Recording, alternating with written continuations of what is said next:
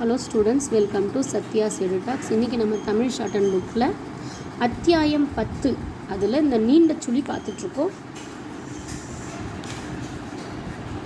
அதில் பார்த்திங்கன்னா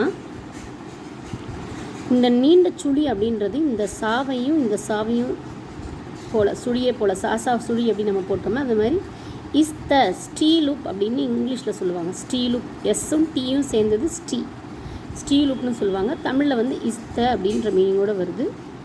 அது இதில் ஆரம்பத்துலேயும் வருது, ஸோ நடுவில் கடைசியில் அந்த மாதிரிலாம் வரும். இதில் பார்த்திங்கன்னா ஸ்தூபி,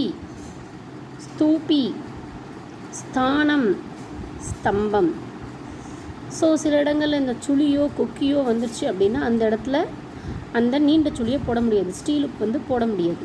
அப்படி வரும்போது இந்த மாதிரி சுழிகள் வருதில்ல, அந்த மாதிரியான இடத்துல போட முடியாது. இந்த ந, இந்த யா அதெல்லாம் வரும்போது ஸ்தாயி, ஸ்தானு. சில இடங்களில் நடுவில் எழுதும்போது நமக்கு ரொம்ப வாகாக இருந்தால், கன்வீனியண்ட்டாக இருந்தால் நம்ம அந்த நீண்ட சுழியை நடுவில் அப்ளை பண்ணிக்கலாம் அப்படின்றாங்க. புஸ்தகம், இங்கே ஸ்டீலு போட்டிருக்காங்க. புஸ்தகம், கஸ்தூரி, விஸ்தரிப்பு. ஸோ இது வரைக்கும் பார்ப்போம். இந்த சேனல் உங்களுக்கு பிடிச்சிருந்தால் லைக் பண்ணுங்கள், ஷேர் பண்ணுங்கள், கமெண்ட் பண்ணுங்கள், சப்ஸ்கிரைப் பண்ணுங்கள். தேங்க்யூ.